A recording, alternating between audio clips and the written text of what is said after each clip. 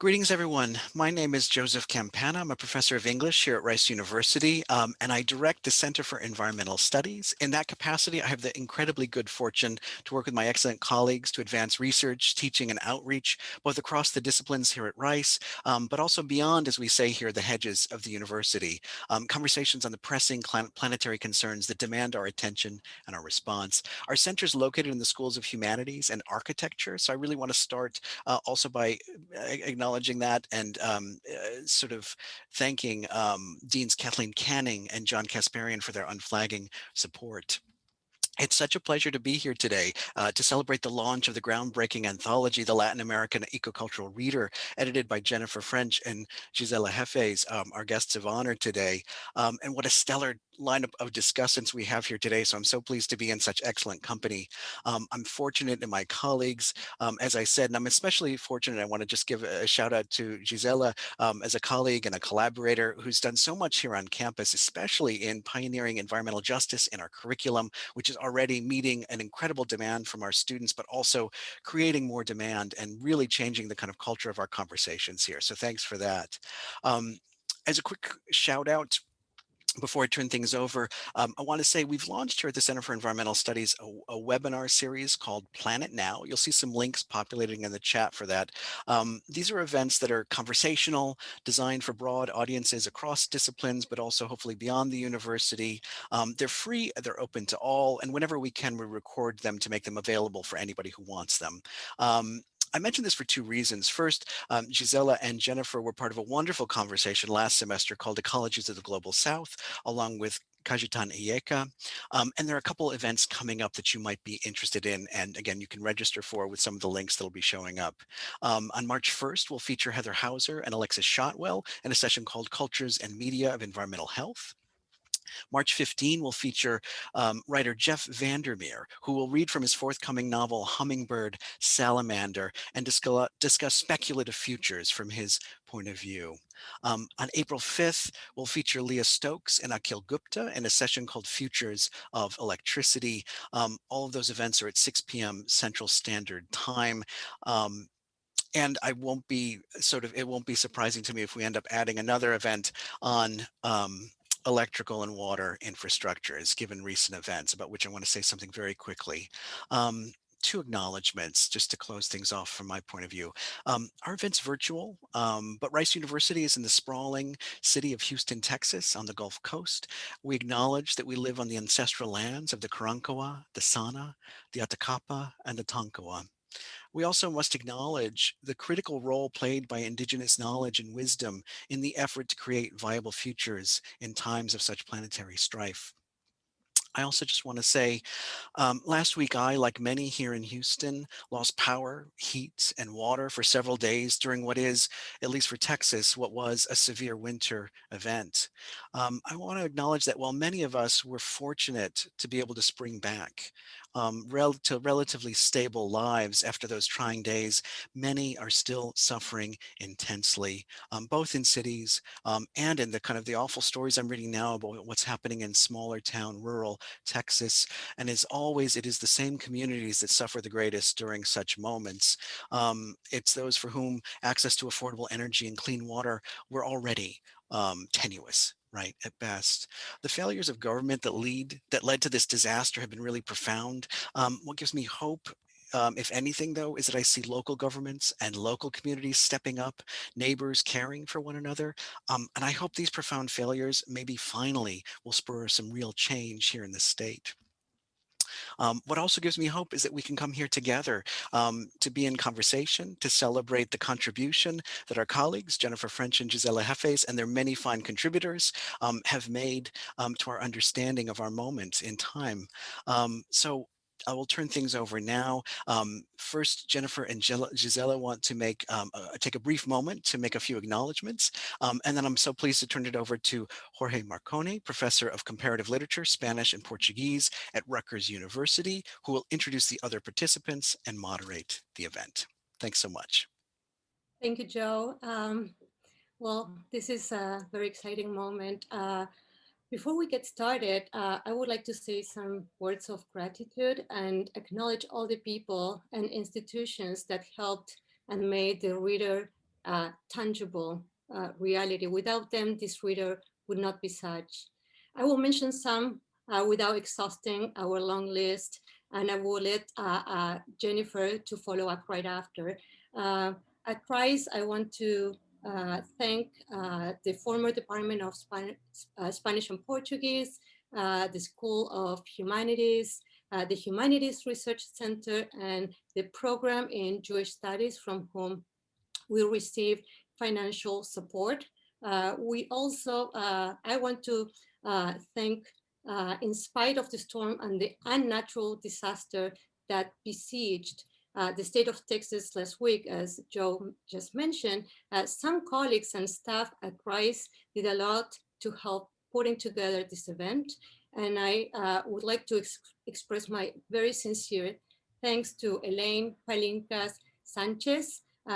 She's the program administrator of the Department of Modern and Classical Literatures and Cultures, who designed the flyer of this event and distributed.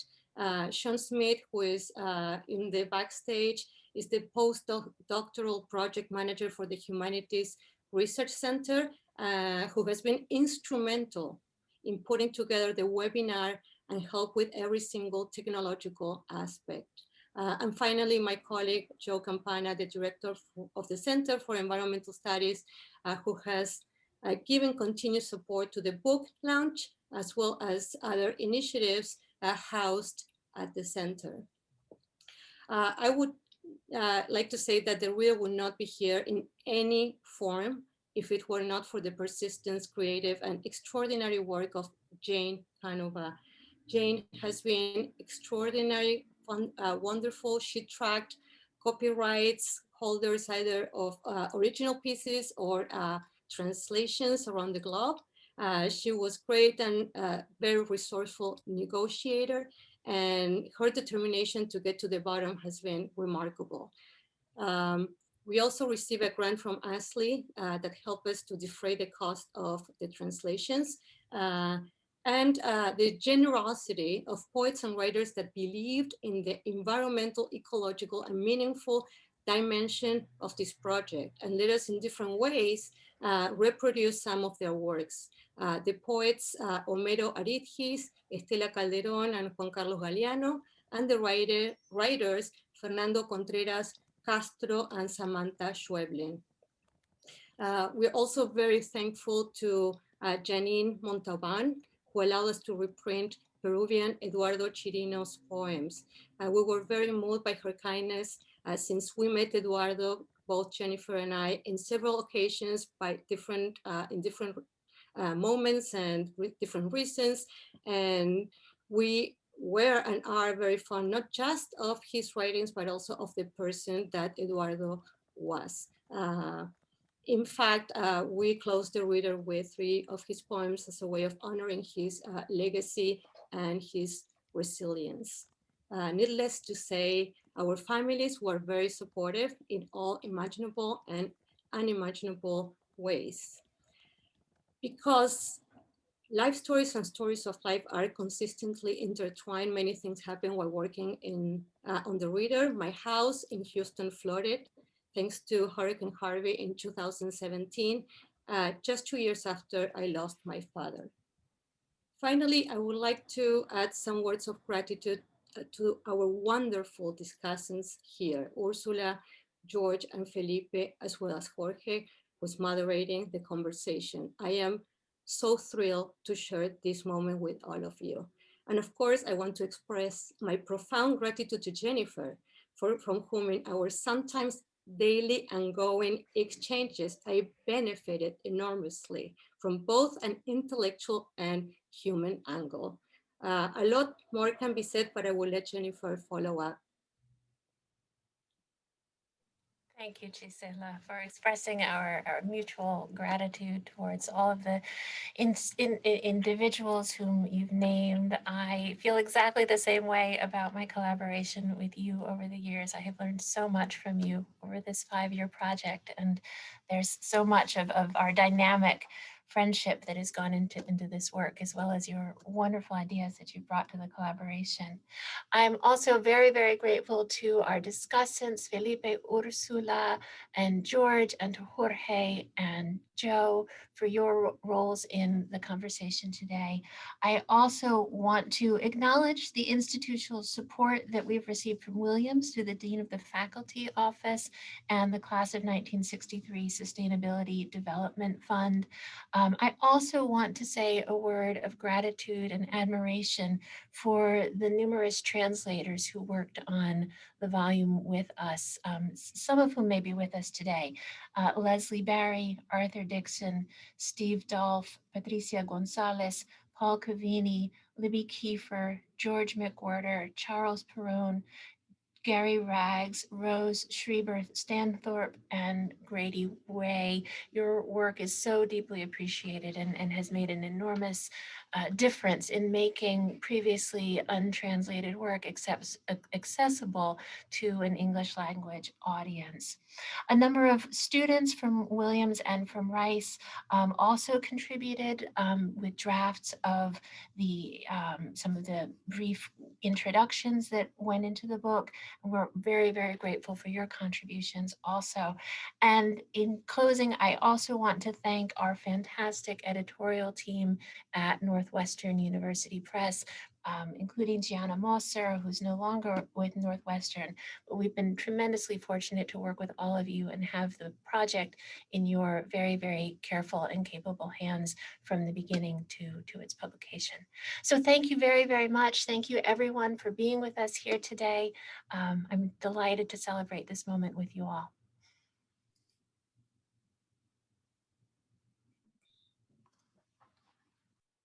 Thank you, Gisela and Jennifer. I'm very happy to be today among colleagues, and I'm not referring only to the panelists, but I've been taking a look to the participants, and I include a few of them also. Among colleagues whose work I and my undergraduate students and my graduate students over the years have learned to respect enormously. To me personally, this is a moment to celebrate finally the arrival of this reader. But I also think that this will be an opportunity for celebrating and maybe reflecting on what seems to be a very special moment in Latin American ecocritical or environmental studies in Spanish or for Latin America. I will do some introductions, and then I will let George, Ursula, and Felipe, in that order, make their comments. Then Jennifer and Gisela will address those comments and questions. And after that, we will open the floor for more questions and comments from the audience. And we are going to use the questions and answer tool in the Zoom for that. And I will try to communicate all the questions to our panelists. Jennifer French, professor of Spanish and Comparative Literature at Williams College in Williamston, Massachusetts. Used to be my home for a while, many years ago as well. She's a graduate of the College of William and Mary. She holds a master's and a PhD in comparative literature from Rutgers, the State University of New Jersey, and that's why I'm taking the liberty of starting these introductions with her. She works in the areas of Latin American ecocriticism and Paraguayan literature and cultural production.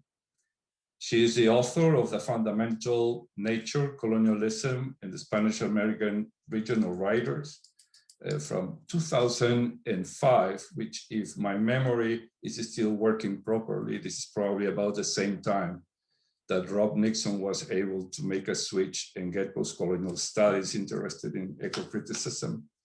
So Jennifer's book was really an avant-garde book, and at the moment it still is. Her current projects include an edited collection of essays titled Changes in the Landscape, Humans and Nature in 19th Century Latin America, which is under contract, and a new compilation of scholarship co-edited with our colleague Felipe Martinez Pinson to mark the centenary of Jose Eustacio Rivera's great novel of the South American rubber boom, La Vorágine, who was originally published in 1924. And finally, she has on the works a monograph on psychoanalysis, war, and subjectivity in Paraguayan literature. Gisela Heffes, our other co-author, is an associate professor in the Department of Modern and Classical Literatures and Cultures at Rice University, where she teaches Latin American literature and culture and creative writing. He has a PhD from Yale University and a licenciatura from the Universidad de Buenos Aires. She has published the anthology Judíos Argentinos Escritores, 2 monographs, Las Ciudades Imaginarias en la Literatura Latinoamericana in 2008, and Políticas de la Destrucción, Poéticas de la Preservación, Apuntes para una lectura ecocrítica del medio ambiente en América Latina in 2013. I'm going to mention dates because I think they all keeping these dates, these years in mind may be relevant for our conversation later. And of course, Políticas de la Destrucción, Poéticas de la Preservación was just more than a few apuntes para una lectura ecocrítica. It still remains as the main source of introduction to ecocritical studies for Latin American literature, and it's monumental, not just some apuntes. Gisela also has edited Poéticas de los Deslocamientos from 2012 and Utopías Urbanas, Geopolítica del Deseo en América Latina in 2013. She was a guest editor for the special issue of Revista de Crítica Literaria Latinoamericana on Ecocrítica. Probably was the first monographic, not only for this journal, but probably for any other journal in Latin American literature in 2014. And she's currently finishing with Professor Caroline Fornoff, the University of Illinois at Urbana-Champaign, the edited volume Pushing Past the Human in Latin American Cinema, also forthcoming soon from SUNY University Press. We also have the pleasure of enjoying Gisela's creative work. She just published this past year, Cocodrilos en la Noche, which I have in my Kindle awaiting for me to take a good look to that book for my own personal reasons as well. And the novels Ischia from 2000, Praga 2001, Ischia, Praga, and Bruselas from 2005, a collection of poetic chronicles, Aldea Lounge, also from 2014, and the novella Sophie Labelle in the Miniature Cities, a bilingual edition with images designed by the author, and this was published in 2016. George Hanley, professor of interdisciplinary humanities at Brigham Young University in Utah, is the author of those books that has been a landmark in the history of the development of the field, New World Poetics, Nature and the Adamic Imagination in Whitman, Neruda and Walcott from 2010, and also co-editor with Elizabeth Delory of another important book that has been useful for all of us for so many years, Caribbean Literature and the Environment and Post-Colonial Ecologies from 2011. More recently, he is one of the co-authors of Climate Skepticism, a transnational ecocritical approach published in 2019. His current work focuses on the intersection between religion, literature, and the environment, including recent essays on the films The Tree of Life by Terrence Malick and Noah by Darren Aronofsky. He is also a prolific creative writer, and I'm going to take advantage and recommend particularly American Fork, a novel from 2017, and a memoir from 2010, Home Waters, a year of recompenses on the Provo River. Ursula Hesse, I will try to keep it simple. Ursula teaches in the Department of English and at the Institute of the Environment and Sustainability at UCLA. Her research and teaching focus on contemporary literature, environmental culture in the Americas, Western Europe, and Japan, narrative theory, media theory, literature and science fiction. Her books include Chronoschisms, Time, Narrative, and Postmodernism from 1997, Sense of Place and Sense of Planet, Environmental Imagination of the Global from 2008, which I think might have changed the direction of eco-criticism, at least for languages other than English. Nach der Natur, After Nature, Species Extinction in Modern Culture, which is, I think it's the only book that Ursula has written in German, which is something that I'll find a way to ask her about later. And Imagining Extinction, the cultural meanings of endangered species from 2016, which particularly my undergraduate students are very appreciative of here at Rutgers. Heisey was the managing editor of Futures of Comparative Literature, the ACLU report on the state of the discipline that came out in 2016. And we can take this as a measure of how much eco-criticism and environmental humanities has been impacting already in our fields. And the co-editor with John Christensen and Michelle Niemann of the Routledge Companion to the Environmental Humanities, also from the same year, from 2016. And of course, we all remember that she serves as president of ASLI, the Association for the Study of Literature and Environment, in 2011, which I think was a turning point for this association, again, particularly for languages other than English. ASLI has been committed always, as far as I remember, and I've been a member for a long time, to diversifying the institution. But nevertheless, I think that was Ursula's tenure as president of ASLI does make a significant change. And finally, she's working, I understand, on Where the Wild Things Used to Be, narrative, database, and biodiversity loss. Felipe Martinez Pinson is an associate professor at Brown University in the Department of Hispanic Studies. Felipe earned his BA in literature from the Universidad de los Andes in Colombia and received his PhD in Spanish and Portuguese from NYU. He works on the junctions between nation, cosmopolitanism, and the tropics in 19th century Latin America. He has published a monograph on elite representations of warm climate in 19th century Colombia, Una cultura de invernadero, Trópico y Civilización en Colombia, also in 2016. And he has co-edited 3 volumes, 2 with our colleague Javier Uriarte. The first one on the foundational relations between war, literature, and geography in Latin America. The book is entitled Entre el humo y la niebla, Guerra y Cultura en América Latina, from 2016. And also with Javier Uriarte, another book about literary and cultural representations of 20th century Amazonia, under the title of Intimate Frontiers, that came out in 2019.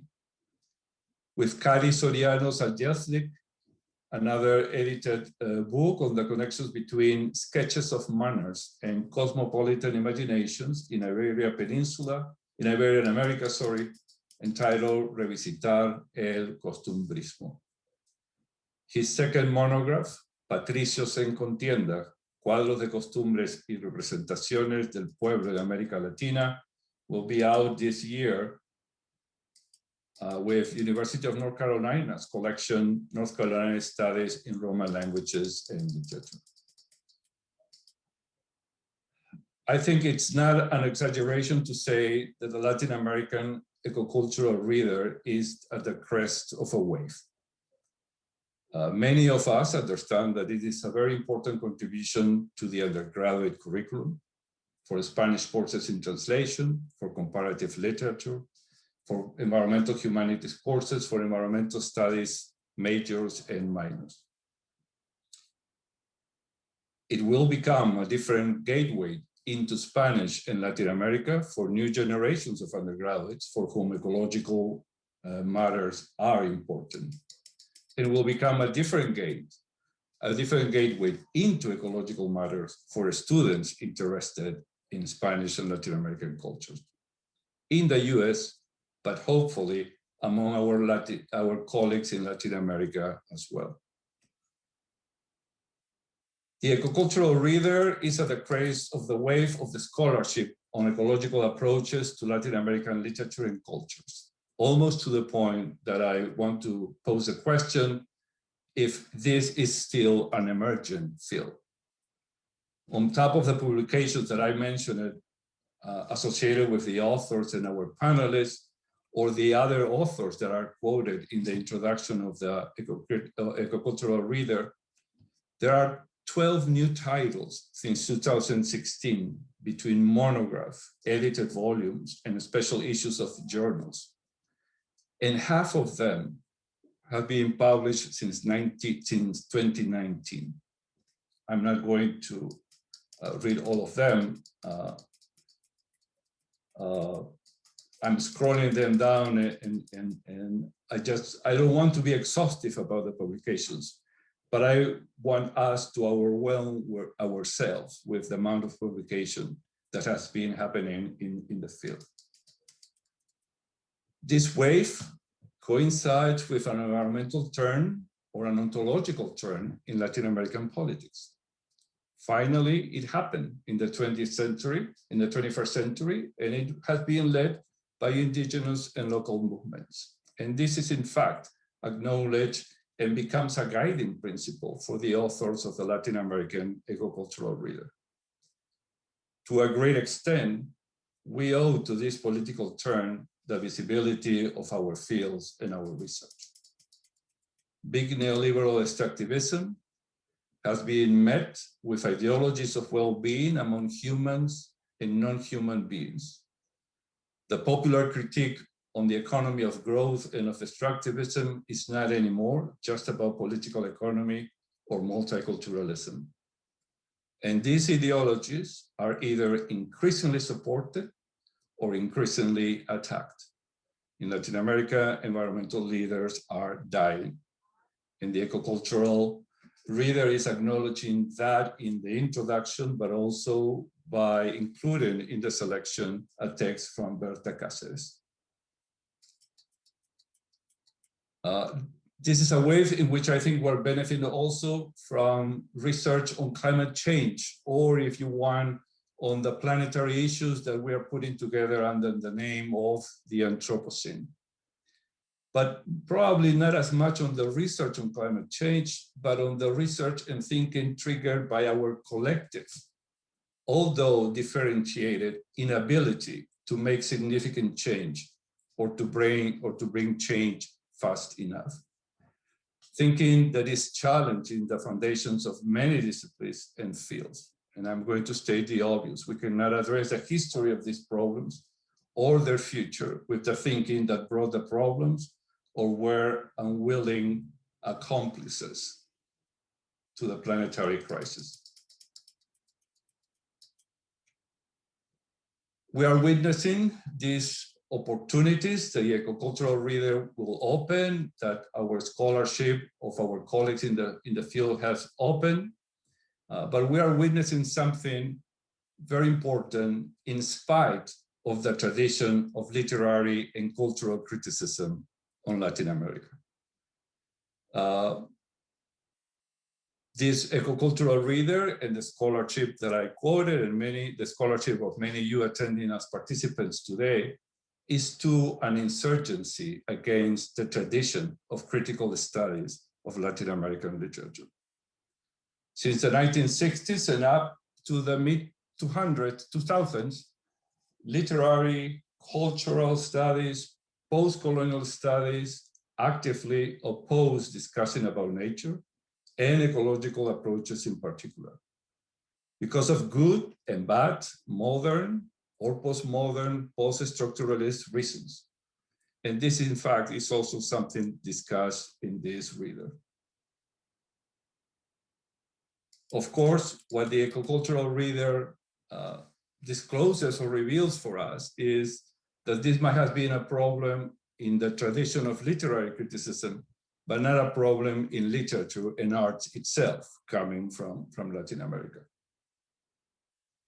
Eco-criticism, the environmental humanities in Spanish scholarship has brought a liberation that everybody deserves, a more open conversation about nature and of human-nature interactions.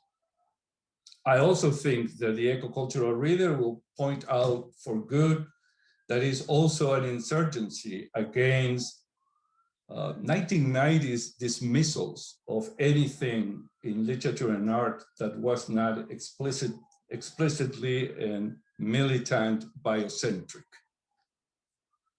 And as I have mentioned before, I think something that the Ecocultural Reader is pointing out by action, if not by design, is to the intersectionality or transversality of the collective or personal environmental crisis.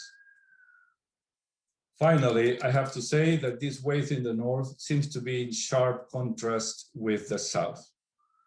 It seems that approaches from the humanities to social ecological issues are still outsiders in Latin America itself.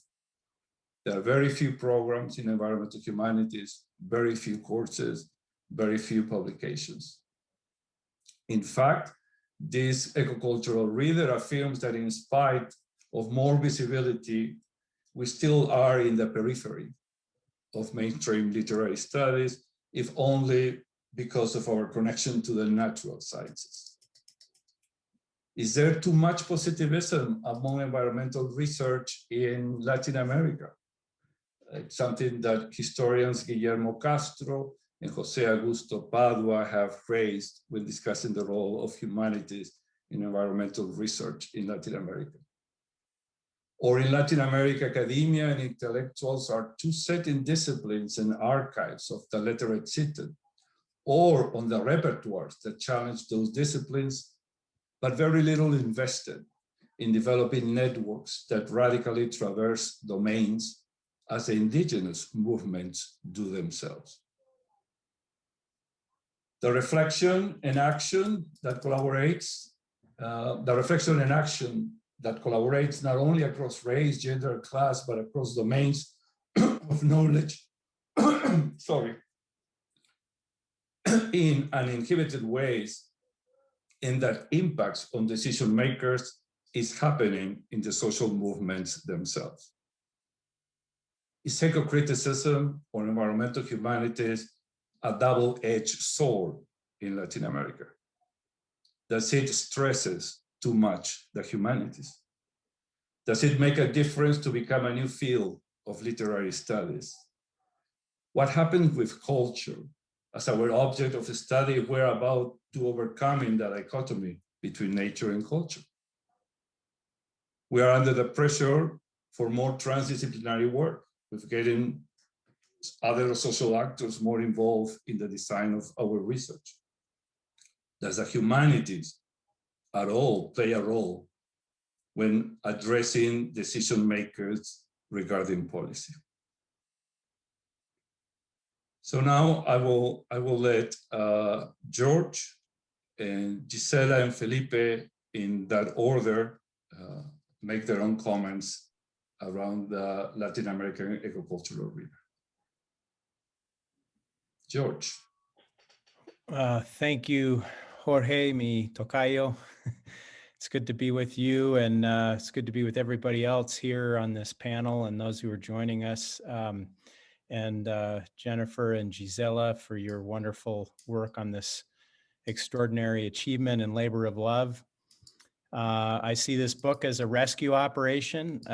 You know, I think you've rescued or recovered lost and sometimes lesser known articulations of discursive strategies.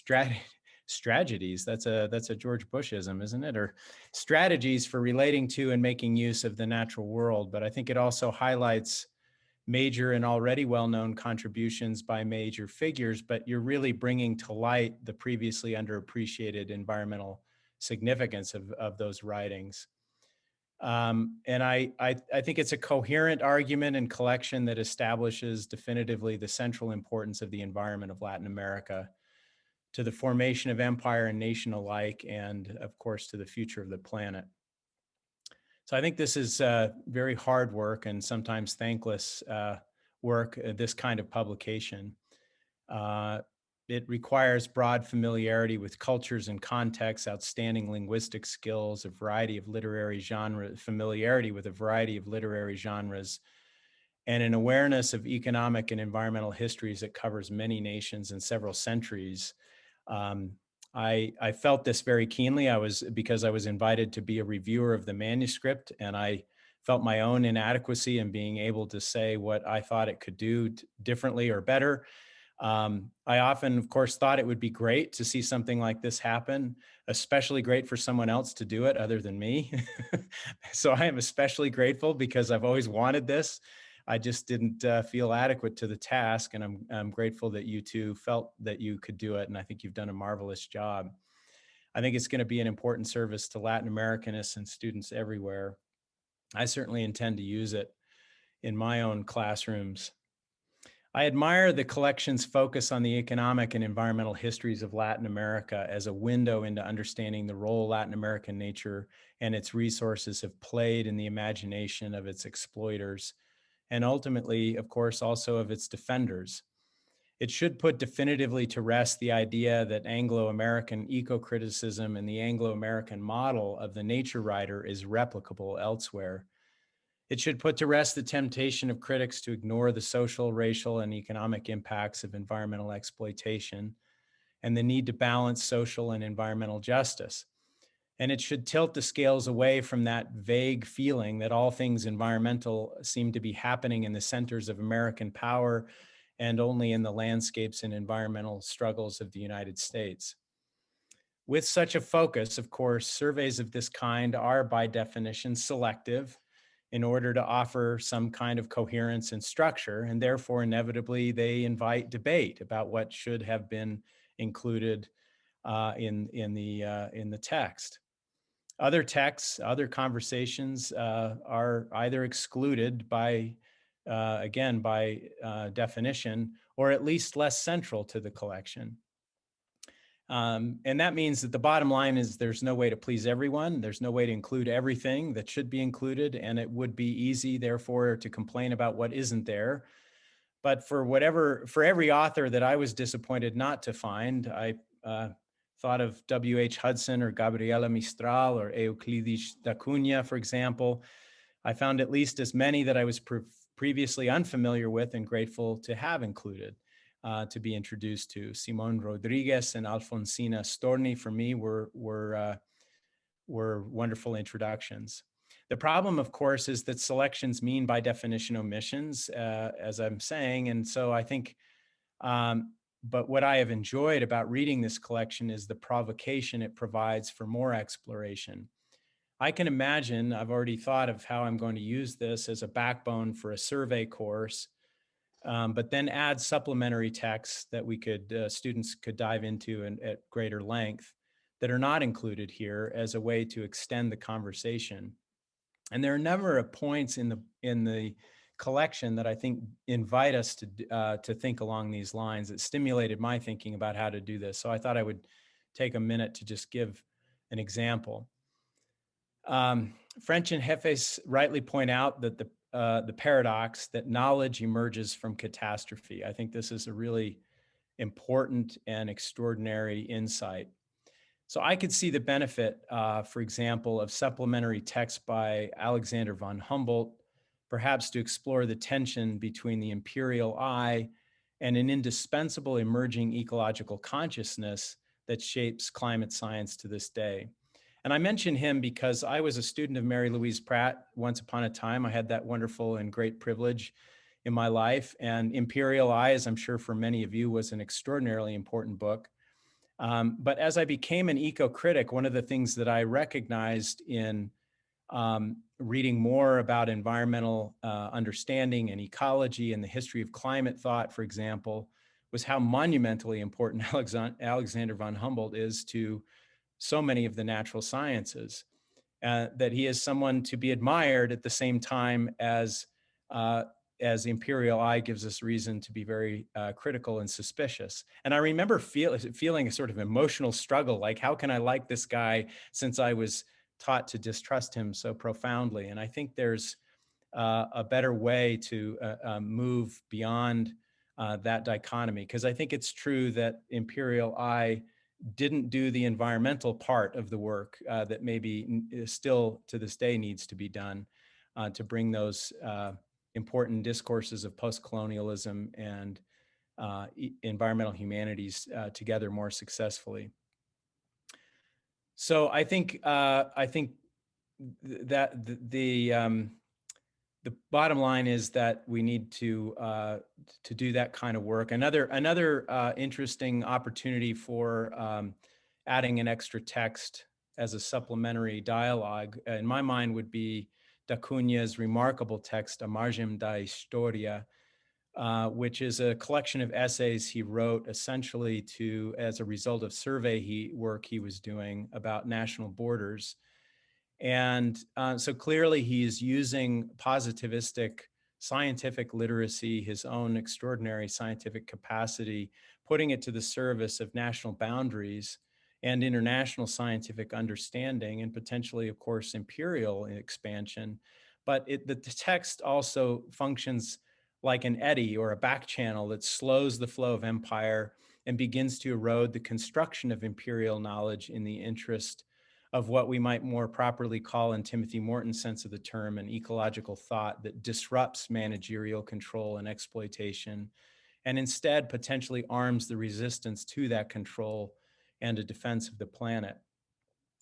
And I think that text does for the environment what Rebellion in the Backlands did to question the logic of the nation state in vis-a-vis the subaltern. So I think again of that as another sort of dialogue with the backbone of this ecocultural reader that could be very fruitful. I guess I'd leave you with this question to maybe discuss later, that I think challenges much post-colonial eco-criticism, and that is how to balance the continual need for attention to social justice, to the political, racial, class, and gender dynamics in the discourse about nature, with the need for attention to an emergent understanding of the natural world that forms the basis of our concern about the planet today, and that has inspired the foundations of environmental humanities. And to speak in broad generalities, which are probably unfair, but for the time I have, if it is a mistake for Anglo-American eco-criticism to blithely dismiss the implicit politics of the nature writer, for example, it is also a mistake for Latin American eco-criticism to blithely dismiss the question of how nature speaks to such a writer. So in other words, what I want to ask is, what are the sources of ecological understanding in a Latin American context? And how can we identify when and if nature might begin to find its voice, even if this question is as fraught as locating the basis for hearing the voice of the subaltern? Long before the environmental poets like Aridhis and Huenun show up and perhaps represent an apotheosis of such ecological thinking, where does it start?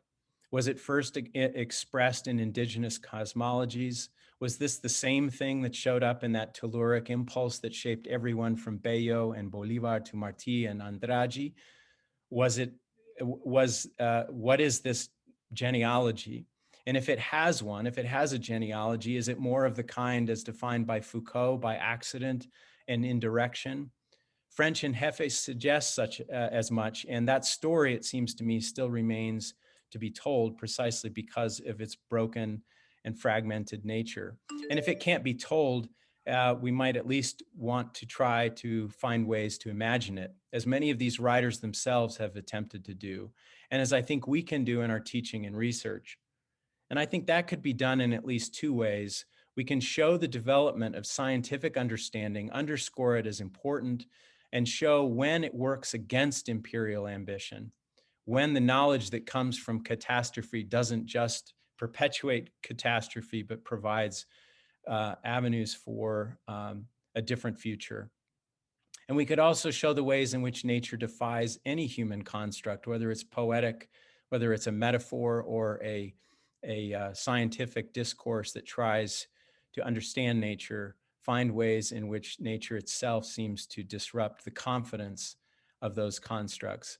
I guess I want to say in conclusion that as Latin Americanists, we cannot afford to ignore the fact that what shaped much of these discourses isn't just ideology, economic interest, imperial ambition, but also the landforms, the weather, the atmosphere and waters themselves of Latin America, whose stories cannot be divorced from the history of exploitation, certainly, and for that same reason cannot and must not be missed in our telling of that history.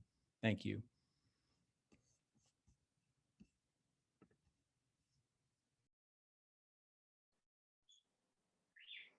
Thank you, George. That was a wonderful and really informed response with which my own has a lot of resonances. Let me say, first of all, that this is an incredibly valuable resource. This is, as Jorge already indicated, I think this is the crest of a wave or a turning point really for Latin American ecocultural studies. And I also do like the adjective ecocultural here, which I think is a better term than environmental humanities in some ways, and one that points us into the future. I was struck by the enormous historical range that this collection encompasses, from 1493 as the earliest text to 2015 as the latest. And Jorge has just complemented that with some of the both primary and then critical publications that have followed in the last 5 years. I'm also very struck by the range of genres that Gisela and Jennifer chose to include here.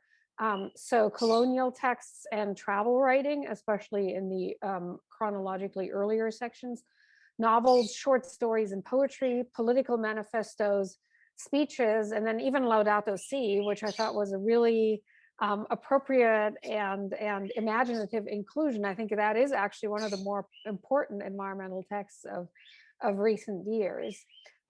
It's a Herculean task, tying together the heterogeneity of a continent as vast and as divergent and varied as Latin America, and even including, of course, Central America and the Caribbean, along with South America, is simply an incredible task. And like George, I feel I'm glad that somebody has done it. I don't know that I could have ever accomplished anything comparable.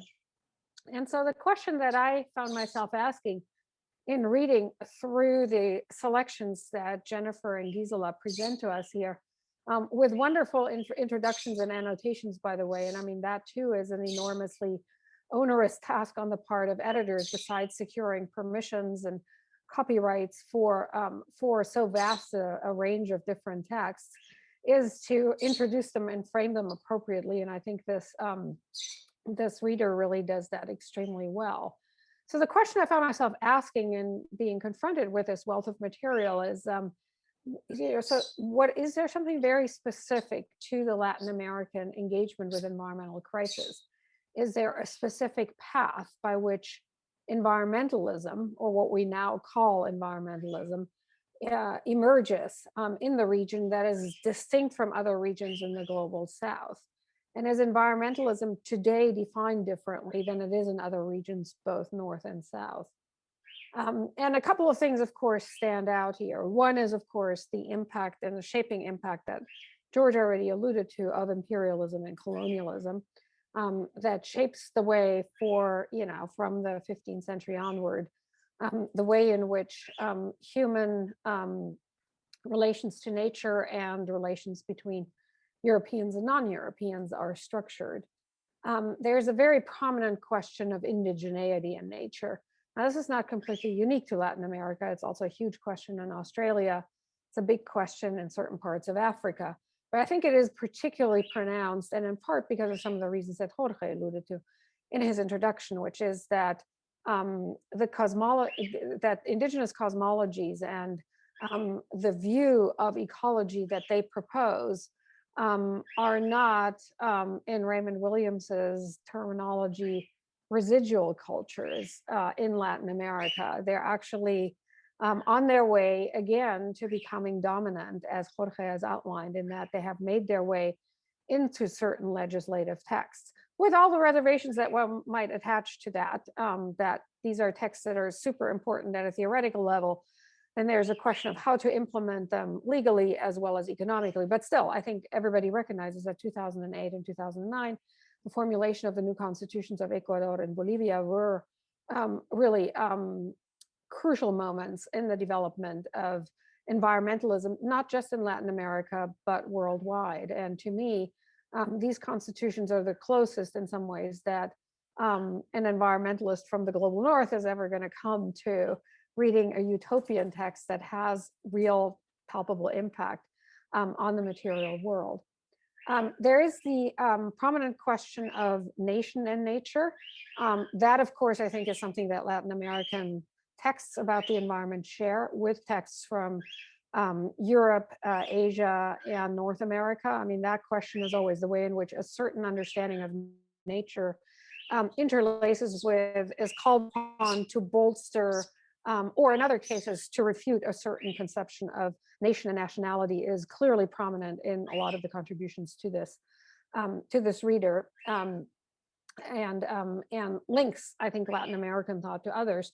But here, I found that there was that emphasis on the connection of nationality to cultural positioning, cultural belatedness, and colonialism, as well as the question of the relation to between nationalism and in particular economic regimes and the way in which they structure nature. So ideas of development, globalization, different forms of capitalism and socialism. And then finally, that to me seemed fairly distinctive. I think that is not a discourse that's going on in exactly the same way in any other ecological literatures that I'm acquainted with. And then finally, the question of human and non-human species, which emerges in certain of the earlier texts, but particularly in the last section on mass extinction.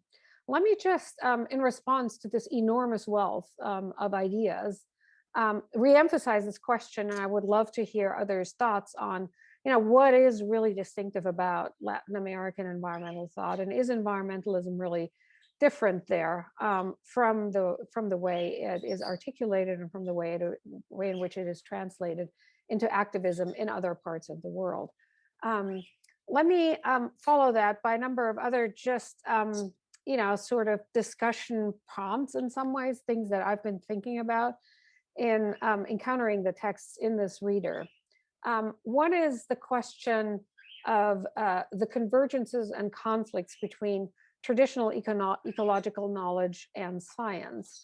And in some ways, George, you already alluded to that maybe a little bit in bringing up Alexander von Humboldt. I was thinking about it more in the context of the rethinking of indigenous knowledge that's currently happening in North America, where, for example, in California, there's a vast debate about the way in which traditional regimes of fire management and controlled burning that was carried out for millennia by Native Americans before the arrival of Europeans actually made for a more sustainable wildfire environment than the one that followed on the almost centuries-long suppression of wildfires. An idea of forest management that the Forest Service here imported from Germany, which has a totally different ecosystem where fires have a very different ecological role.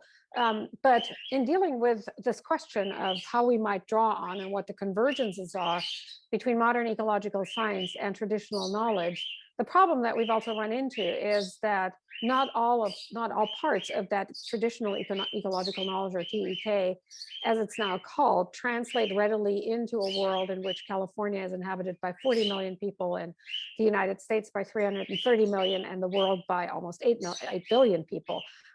So the sheer number of people, the different production and consumption patterns, the different technologies also create conflicts between how much of that traditional ecological knowledge can readily be applied to the modern world. And I think that's in part what is so fascinating about the experiments that are now going on, especially in the Andean part of Latin America in terms of trying to translate this into legislation.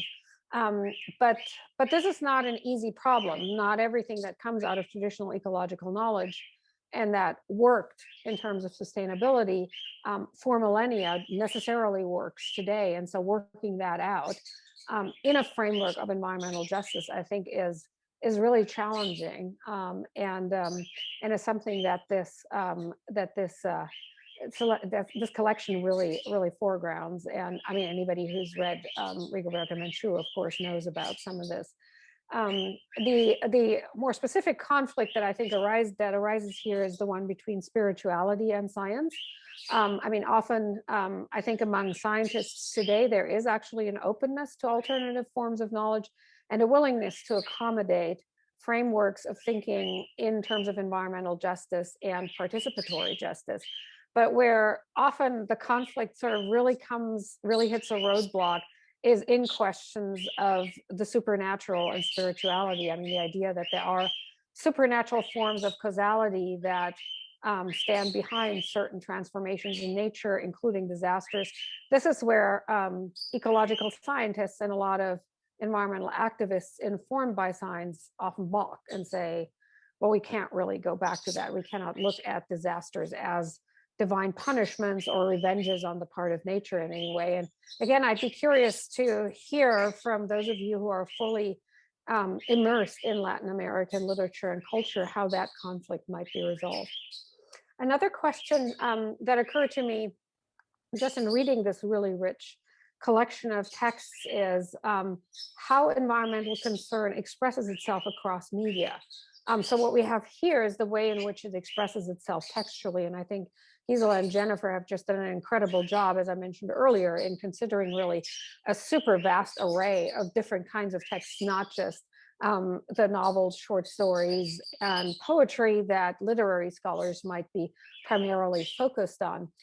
Still, there is the question of how in different countries and in different cultures, the expression of environmental concern articulates itself in different media. I'm thinking here of something like the enormously important role of murals in Brazil as an expression of environmental concern. That's really rather, it's not completely absent, say in North America or in Germany. Well, in Germany, I would say it is actually pretty much absent. North America, it is there now and then, but it's not a dominant art form, and certainly not one of the dominant forms in which environmentalism has expressed itself. The same question goes for film. How do the novelistic or fictional narratives and the poetry relate to expression in film? And then, of course, you know, there's other important media such as performance. And I would love to hear more about whether there are distinctive patterns of in terms of the role that texts of whatever kind play in the larger spectrum of media, including, of course, for the last 20 or so years, blogs, social media, and various kinds of digital expressions. I was very happy to see the selections in the last section of the reader, because so many of them focus on endangered species and extinction, and biodiversity is sort of my particular passion within the larger framework of the environmental humanities. So I was very happy to see those selections and very interested in them, because my sense is often that climate change today has become a shorthand for all environmental issues, whether they have anything to do with climate change or not. And biodiversity loss, but also toxification, the waste problem that comes up in one of the Cuban short stories, and so forth, are all problems that are exacerbated by climate change, and some, but not all of them, have to do with the dominance of the fossil fuel industry. But they're also quite separate problems, and the problem of anthropogenic species extinction is a much older one than that of climate change. So I was glad to see that addressed here, and to see it foregrounded, that, you know, it's habitat loss and land use changes that primarily today drive biodiversity extinction. At the same time, and I find myself you know, in an odd position saying that, since usually I'm the person who says, no, climate change is not all environmental crises.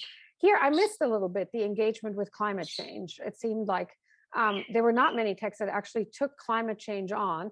That's perfectly fine and may not be the topmost problem on the minds of American writers, so though it certainly is very much publicly discussed in Latin America. And I'd be curious to hear the thoughts of the editors as well as the other panelists on the question of why climate change, or does climate change translate less into literature in Latin America than it has in Western Europe and in North America. This is also true, by the way, of other parts of the world. Japanese literature has not reflected climate change as much as other environmental problems such as toxification, and it's interesting to think about why that might be. The same goes for the notion of the Anthropocene, which Jorge brought up, but which doesn't really appear in this anthology, and maybe it's perfectly appropriate for it not to appear. The Anthropocene is one of those terms that's really driven environmental debates in Australia, in Europe, and in North America over the last decade, or even 15 years, more or less. But it hasn't had a similar resonance in the parts of East Asia that I know of, and it may not have the same resonance in Latin America. Again, it's an interesting question of why that is, and why the Anthropocene resonates more with certain economic regimes and certain cultures than with others. Like George, I thought of conversation partners, and for many of the texts on extinction, Eduardo Riveros de Castro came to mind with his multinatural perspectivalism and the completely different perception of the relationship between human and non-human subjectivities and collectivities that he proposed via his anthropological work, along with Philippe Descola. That might be, I too, like George, imagined myself teaching this, and that would be, it would be one of Riveros de Castro's articles that I would probably assign along with some of the poems and the fiction selections in the last section. Finally, a question about genres. So Jennifer, as well as Jorge, have written eloquently about the novela de la selva as a distinctive Latin American genre that has engaged with relationships between the city and the wilderness, or city and the forest in particular, and with human, non-human relations. In spite of the enormous range of texts here, I did not see anything really, except perhaps some of the earlier forms, some of the colonial texts and some of the travel writings, that exactly corresponds to this very important genre of nature writing in the Canadian and US context. And again, this is an interesting observation. It's not nature writing in that particular form, sort of nonfiction prose that has distinctly literary qualities, but is not fictional in the sense that it often doesn't have characters, or it's not narrative in the sense that it doesn't have characters or a plot in the way that short stories and novels typically do, or films. Has, of course, been a mainstay of North American eco-criticism. It's not nearly as important in German literature. There are some instances of it, but it's just not a dominant genre. So I've thought about that question of the translatability of genres and sort of a comparative approach to environmental genres, and that arose for me here. My other genre question, so in other words, what kinds of nature writing, and maybe we should add to that popular science writing, are there that, again, along George's lines, might be put in dialogue with the selections in this reader. And then finally, a particular interest of mine has always been science fiction, which is exploding across Latin America, but of course has a deep tradition in Mexico, Brazil, and to some extent in Argentina. And the role that it plays here. Loved seeing Gioconda Belli's Waslala included, which is a wonderful, weird utopian / dystopian novel. There's others that come to mind: Ignacio de Loyola Brandao's Não Verás País Nenhum, Memorial Descritivo from 1981, which also has actually a great description, early description, one of the earliest ones after Arthur Herzog's Heat from 1977, of a desiccating Amazon, heat in Sao Paulo, and in combination with a military regime that exerts increasing increasing pressure in the United States, but also in Australia, in Western Europe. Science fiction has become one of the main environmental genres in terms of thinking about the futures of climate change, the futures of species, futures of toxification. And I would love to hear sort of thoughts on whether the explosion in science fiction in Latin America is reshaping in any way environmental discourse. So those are just some of my thoughts, and I'll pass it on to Felipe.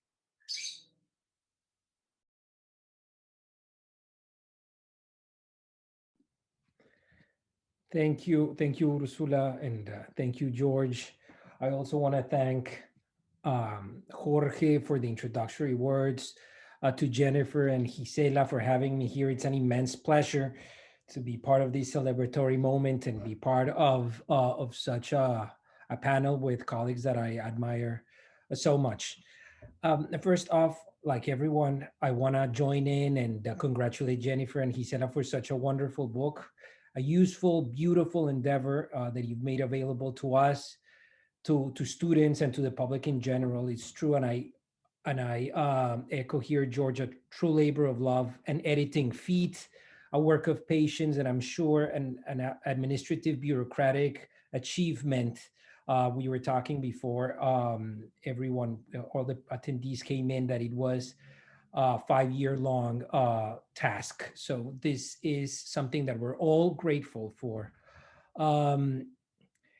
Listening to Gisela and to Jennifer give the acknowledgements backed this for me, the powerful sense of communal work that went into the book, the amount of people, the amount of institutions, that gives it really a sense of that sort of environmental activism from the vantage point of the arts that Gisela and Jennifer put forth in the introduction. I'm already using this book in one of my classes this semester. I'm using it in a class on air and the politics and representation of air in Latin America. I used in particular the text of Wenun, Bombal, Bolivar, and I added to the reader of the class the beautiful introductory texts that frame these authors and put them in context in such a economic and poetic way. I also took a moment to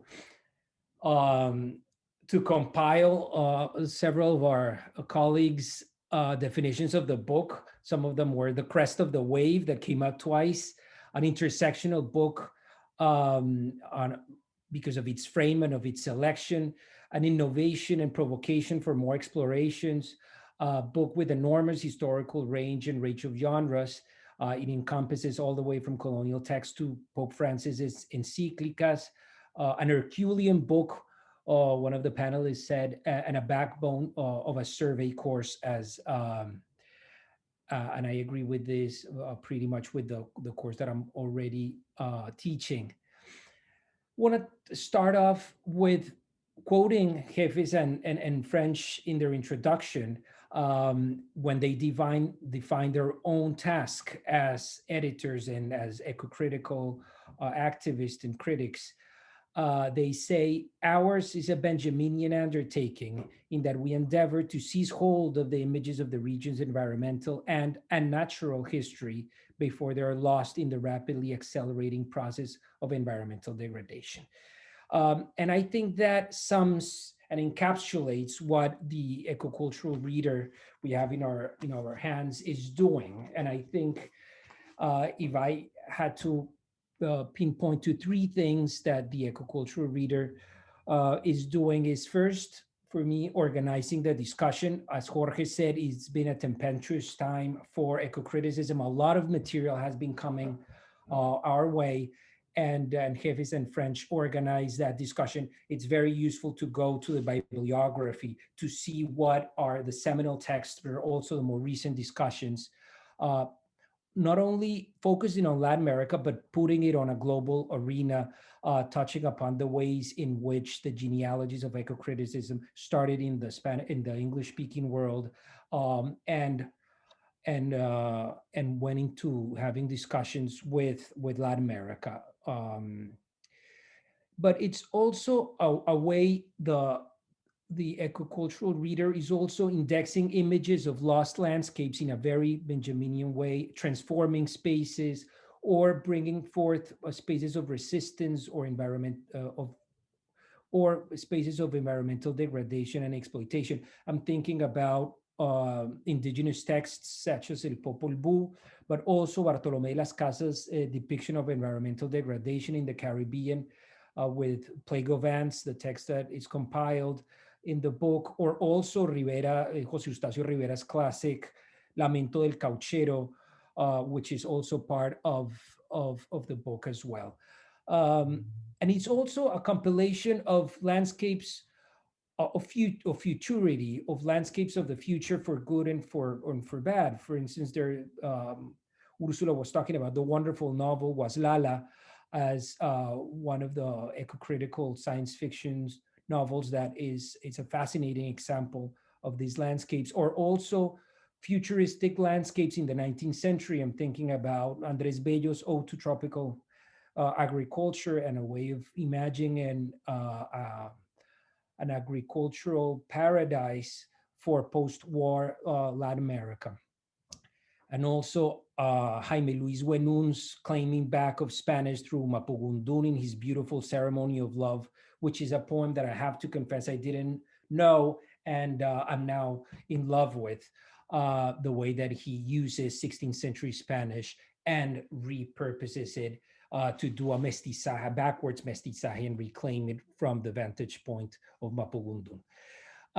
So that would be the first thing that, for me, the ecocultural reader is doing. It's organizing the discussion, indexing these images of past, present, and future landscapes, and fighting, as the editors say, a generational amnesia. The second thing I would say is renewing, refreshing, and challenging the canon of ecocritical fictions, setting new genealogies, opening subterranean ways in which regional traditions dialogue, bringing in new names for the discussion. I love Creole ecologies, for instance, ways of rethinking about our periodizations that are made for non-ecocritical vantage point when we make our time frame more natural or broader.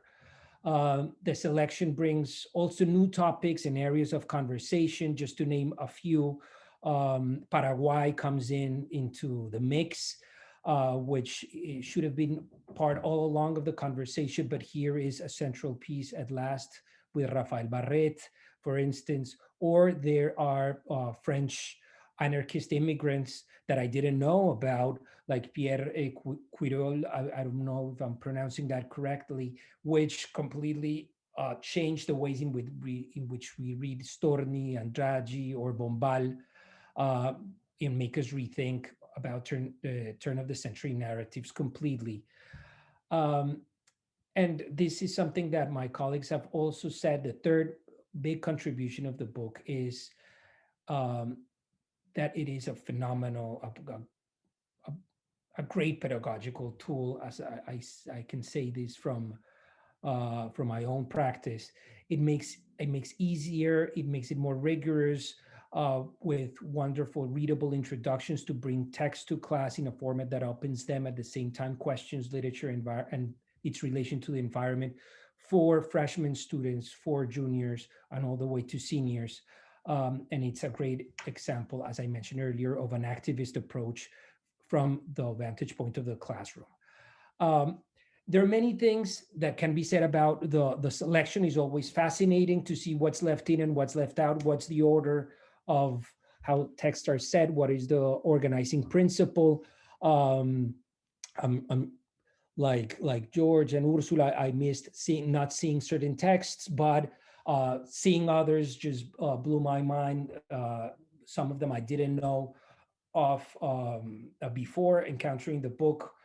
The thing that I like the most is that double-sidedness of texts. I mean, they are aesthetic, historic texts on the one hand that, as I said, challenge generational amnesia, but they are also in themselves texts that are in a way a history of ecocultural thought in the region.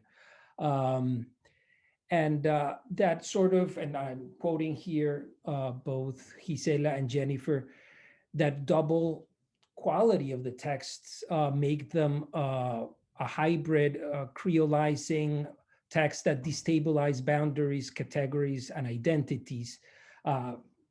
I study 19th century texts in particular, and for me, it was wonderful to read, for instance, in the section of Creole landscapes, Buffon alongside Saint Rosa of Lima and André Joao Antonio, which creates a completely different landscape of Creolite for me, or in the section of nature and the foundation of the nation state, reading Bolivar and Bello, who are more of the people you would expect to be there, along with Renger, who I didn't know about, and makes it from his vantage point see things differently. The fact that Humboldt isn't there is also a very interesting decision that I would want to hear more about. What happens when we take Humboldt out of the mix? What does that say about the inner dialogues that are comprised in the book? I also loved seeing in regionalism, in La Novela de la Tierra, which is also one of my fascinations, seeing Martí there to kick off that sort of salon of the museum that Gisela and Jennifer have put together. Also with Uribe Piedradita, which is a phenomenal Colombian author that I'm very grateful that's been acclimated to the discussion in English, with another author that I didn't know of Juan Marín from the Antípodas, from the south of Chile. So that brings a fresher look to that canon of la novela terrígena that was like sort of controlled by 2 or 3 or 4 names max. I don't want to extend too much. I know that there should be time to talk, so I just want to throw. I know that there are a lot of questions. My question is very short. It's about the cover of the book. I wanted you both to talk a little bit about this beautiful cover that is so inviting. It combines trees with doors, roots, walls, thresholds, invitations. And if you can talk a little bit more about why you chose this human non-human portal as part of the book as its cover, I would be very grateful. That's it for me. I hope I didn't pass my time. Congratulations to both, and thank you very much for all this effort.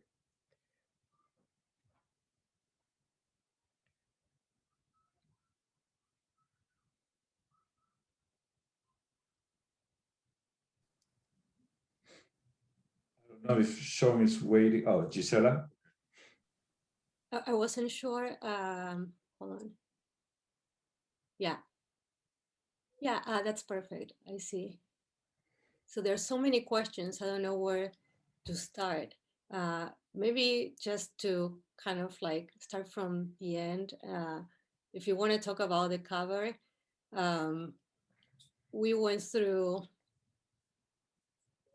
I guess, like at least 20 more. How many, Jennifer? So many images, and we were really, really interested in having Mendieta, Ana Mendieta, and then we could not get the permissions from the state of Mendieta to use the image that we were interested in.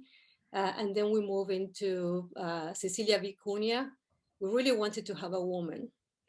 And then it did not work with Cecilia Viconia, not because of the copyrights. Actually, they were very, very kind with us, and they were allowing us to use the image, but it didn't work in terms of the design. And then after going through several images, this is one that we found, and also the designer at Northwestern found, and he shared that image with us, and we decided to go along. I don't know, Jennifer, you might want to add something. No, I think the way you've described it, Felipe, as a human, non-human portal is just beautiful.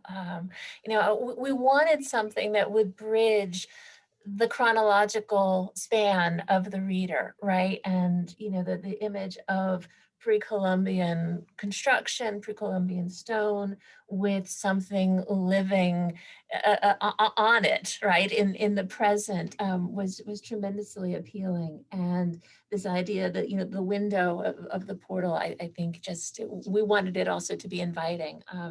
And so we were just, I think, really delighted when the press suggested this particular image, which I think works really well. It's wonderful to hear you all. You know, if this wasn't clear to everyone in the introductions, our four speakers, Jorge, Felipe, Ursula, and George, are all eco-critics, but they're situated quite differently in terms of their precise specializations and specialty fields. And so it's been really fascinating from my vantage point, you know, to hear your range of responses to the work that Gisela and I have done. If I can say, obviously we don't have a lot of time, but if I can say in response to several of the comments, you know, a 5-year project, you know, there's a lot on the cutting room floor. Humboldt, Hudson, you know, you name it, Viconia, absolutely, you know, and, you know, we were given quite strict word limits. We exceeded those word limits, you know, grossly, and, you know, we're thrilled to have gotten away with that. But absolutely, there's an enormous amount of tremendously rich material that we would have loved to include, and we couldn't. You know, we felt that by using those suggestions for further reading at the end of each chapter introduction, that we could signal some important omissions that readers would absolutely want to explore. And I would want to say another idea that stayed on the cutting room floor, as well as, you know, images from film, from visual art, from plastic arts, that we wanted to use to expand the understanding of what ecocultural encompasses. Another idea that Gisela and I talked about quite extensively was the possibility of including alternative tables of contents, which would take a topic like ecofeminism, indigenous ontologies, Creole ecologies, and lists in the order that they appear, the texts that are found in the reader under each of those headings, so that somebody could, you know, reassemble for themselves or tease out for themselves the genealogy of a particular mode of ecocultural thought in Latin America. And one can still do that, certainly. Gisela, do you want to jump in? No, I just want to say that it was sort of like a hopscotch type of original manuscript where you could read it in two ways. Yes. You could enter chronologically, but you could enter in the other way, like Cortázar proposes in hopscotch. But we did not succeed convincing back then the press to do it that way. It looked very complicated, but it was like Jennifer said, it had different entries, and the idea was that the reader could not just benefit from the chronological reading, but also from a more thematic and more oriented towards new fields of emergency that have been working on waste and ecofeminism and other different issues. That's right. And I think, you know, obviously we didn't include Hudson, we didn't include Humboldt ultimately, but I do think that category of Creole ecologies would include some of these texts that, as George was pointing out, would trace the development of what we would think of as environmental thought within the Creole intelligentsia of Latin America. And Felipe, thank you for reminding us of that section in the introduction, which those Jesuit writers, you know, I think that section, which has Santa Rosa in it and Santa Mariana, you know, I think that section as far, that's the section of the text that has been the least discussed among Latin American eco-criticism as the field has emerged over the last decade. And I think there is some important material there also in terms of thinking about this development of a Creole ecology. Gisela, do you want to jump back in? No, I just, I'm thinking about all of the other questions, and something that really struck me that I think kind of like answers to some of everybody's question is about the specificity of Latin American eco-criticism. And that is kind of that big question, right? What is so specific about this corpus of text, but also about how these kind of formations take place. And I would say that obviously I do not have the answer, but I feel that when you approach Latin American text, there is a sense of immediacy and there is a sense of emergency that maybe doesn't happen in an Anglo-American canon, whereas nature plays a key role. Like nature is a trope that organizes discourses. So for instance, if you, like Felipe, he's a 19th century scholar, if you study Latin American literature and you read the 19th century, everything spins around nature. So you read Sarmiento and his civilization against barbarism. Nature defines that political discourse. It defines in a way that moves forward and backwards. You can read Latin American genealogy forward or backwards, thinking of that discussion, because that discussion goes back to the colonial period and goes forward to the post-colonial period. And it determines future conversations. So when you read Doña Bárbara and when you read La Vorágine, this discussion about the trope of nature in terms of a national, political, cultural discourse is always present. And it's present in Andrés Bello when Sarmiento is discussing with him, but it's also present in Alberdi, who is discussing with Sarmiento, and we didn't add because we couldn't, for these limitations that Jennifer is talking, if it's Martín Fierro, he's also discussing, he's also embedded in that same conversation. So the trope of nature is fundamental in the context of Latin America, because nature is so present. So when you move forward in the future, and we try to define more contemporary eco-criticism or Latin American literature that deals with issues related to environmental humanities, the sense of immediacy is such that sometimes instead of working in nature writing or climate change, like Ursula, you were asking that question, there's more of the immediacy of waste, because climate change translates faster through waste and it translates faster through contamination. It's the immediacy of that effect and the effect of pollution, the effect of toxicity that is so immediate in the context of Latin America that science fiction, it emerges and like you said, it has been a boom, more I would say as an eschatological discourse, as a eschatological narrative about the end of the world, about the end of the species, about the end of humanity, and also through other genres like the neo-Gothism and terror, which is another genre that has been very present.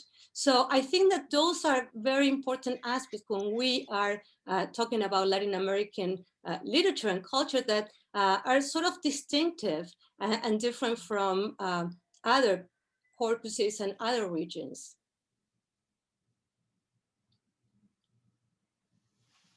I don't know if that answers Ursula your question, and Jennifer, I don't know if you No, want to. that's super helpful. I think that's a really great start. And I think there's lots. I mean, there's a long discussion here to be had. I think about the way in which nature shapes discourses that are not per se ecological in the 19th century in Europe and North America as well as in Latin America. But I think what you've pointed out is quite distinctive. So no, this is a great first stab at what I know is a huge question.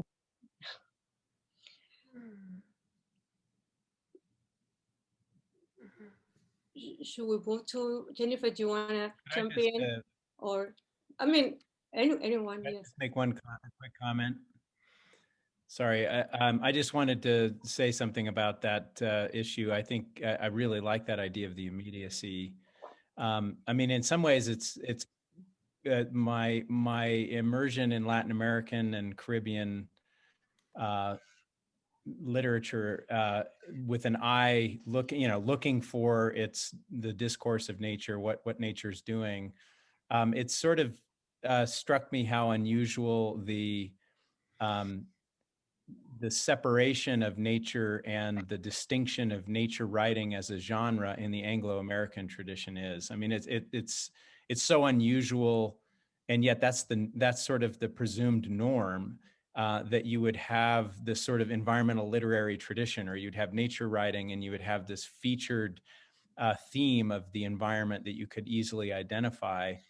And I think you've just highlighted why that's not a characteristic of Latin American literature. And yet the irony is that it's so ubiquitous that it's almost hard to see at the same time, right? It's not cordoned off and specialized in a way that you can recognize it more easily. And so I think that's particularly powerful about, or particularly important in terms of the role of the critic to sort of help reshape that and highlight that immersion and immediacy in the natural world that's so ubiquitous, so that we can trace its significance.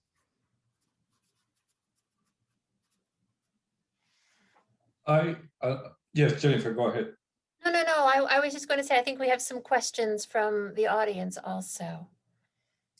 Yes, we have a question on the origins of the project. How come this happened? What conversations were taking place? What view made you guys think that we have to undertake this in spite of being such monumental work? I don't think we knew it was going to be 5 years, for one thing. But I will say very clearly for everyone that the reader was Gisela's phenomenal idea. We had chaired a panel together at MLA or LASA, I'm not sure which anymore. And she suggested to me as we were preparing for that we should think about this project. And it was really clear to me at the moment that it really was the time to do this. And so I was thrilled and I said yes immediately. Does that cover it, Gisela? Yeah, hold on. No, I was just going to say that I worked with Jennifer when I edited the special issue for Revista de Crítica Literaria Latinoamericana, and we worked together back then. She submitted one of the articles that are part of that dossier, and then, like she said, we shared some panels, and I feel like I thought that there was something that was not there, and I have to say that in 2015, 2014, the field, and this is a question that Jorge made at the very beginning, can we talk about an emerging field? And I think the field is growing. When we came up with this idea, or we talk about this, it was not where it is at all. There have been amazing publications that came out since 2015 onwards, not just books, but also volumes, new special issues, and also articles and book chapters. So it was not the same landscape, to use an eco word, at all. And I am very happy that it changed so much and it has grown so much. But one of our objectives was to give kind of like a more theoretical, not just an anthology, but just to offer a more theoretical approach towards the studying of Latin American literature from an eco-critical perspective. So that's more or less what happened. And from there, we moved in so many different ways. And as Jennifer mentioned at the beginning, we had one idea, this hopscotch type of proposal, but then we decided to do it just chronologically. And after that, we had a lot of authors that we had to let go. We were under a lot of pressure to just kind of match a number of words, and we couldn't go beyond. So even the pieces and excerpts that you see had to be cut. We cut the excerpts that are included as well. So we had to kind of trim and trim until we reached the number of words that we were allowed to present in the final manuscript. There is an interesting question here.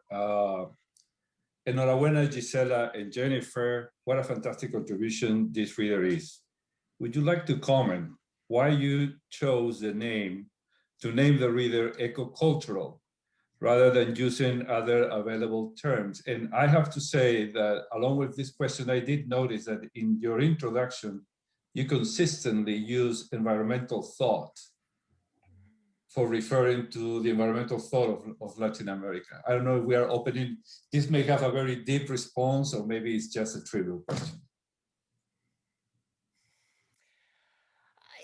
Part of the answer is grammatical in that, you know, as opposed to environmental thought, it gives you a noun, ecocultural gives you an adjective, and we needed both. You know, I think we were clear from the beginning that we did not want an anthology that was exclusively literary. You know, I'm not sure we even really discussed that, because that was just a shared assumption that we came to the project with. And we very quickly, you know, eco-criticism is what we do and eco-culture is what we study, right? I think we very, very quickly came to agreement on that term. And, you know, while, as I said a moment ago, the visual text that we wanted to include was an aspect of the project that we lost relatively quickly. You know, I'm very, very pleased, and we were both adamant all along that we wanted to be able to include texts that do not fit standard definitions of literature. Berta Cáceres' speech would be one example. And there are tons of them that were very, very important in terms of broadening the perspectives and the range of experiences that are represented in the book.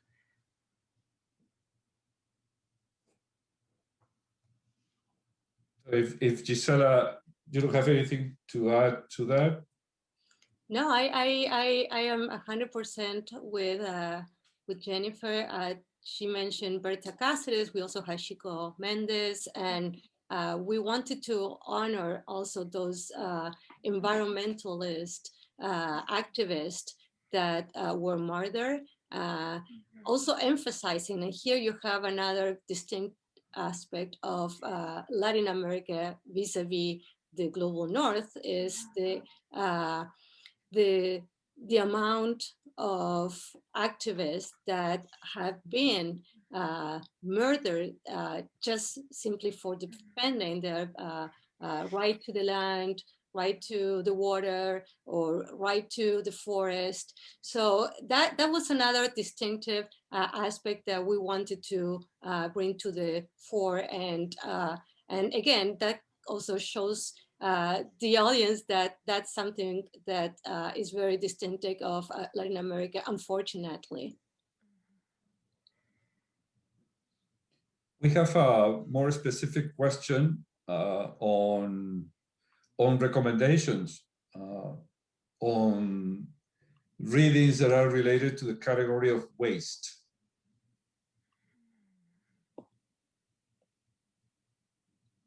I don't know if that is too specific for today.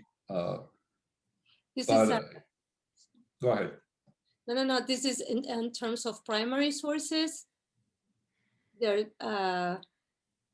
is, so we included Única Mirando el Mar. That is a novel from Costa Rica that's focused on this kind of like a new family that are living in the landfill, and that's all about waste. But there is the short story by Riveros, which is Los Gallinazos sin Pluma, which is absolutely key to think about the role of waste in this environmental injustice communities. And also you have more contemporary novels like La Villa by Cesaraira happens about, or it takes place in Buenos Aires in the shanty town, and it's all about recollecting cardboard for sale. So it's basically, these are scavengers. So there's a huge list, and if the if the person in the audience wants, I could be very happy to share more titles with this person. I don't know, Jennifer, if you want to add something. No, I think that covers it. I think that covers it. Thank you, Gisela. Well, thank you very much. I'm not going to make any closing remarks. In fact, I'm going to get it back to Jennifer and Gisela for that. But I think that with that, that takes care of the conversation that we wanted to have around the launching of this new book. Thank you to all the participants. Thank you for everybody that joined us. But I will let Gisela and Jennifer close the event. Thank you, Jorge, and thank you everyone for being here with us today. Thank you, panelists, for all of your wonderful comments. Thank you everyone for your questions. This discussion has been very, very stimulating. I have pages and pages of notes right here, and I'm sure I'm not the only one that I will be turning to and reading. You know, this book is intended to be, it's intended to be foundational in a lot of ways, honestly, and the work of canon building, as problematic and as fraught as it is a necessary step and a necessary part of this collective process and project that we're all engaged on together. When I say the work is foundational, it's supposed to be a flexible foundation that people can build on, that people can see as expansive and encompassing of many, many people's projects. That heterogeneity that has been part of Latin American ecocultural thought and Latin American eco-criticism as a field has been absolutely central to our vision for the project. So I'm just thrilled as to see where the conversation goes from here. Thank you. Yeah, and I'm just gonna say thank you as well, and just say thank you to the panelists, to Ursula, to Felipe, to George, and to Jorge. Thank you so much for your wonderful insights, and I also took a lot of notes. To the audience that I can see, but I am so thankful that you are there. To Joe, Campana again, and to Sean Smith, who are also helping with this webinar. And I think we can just say goodbye and say thank you again.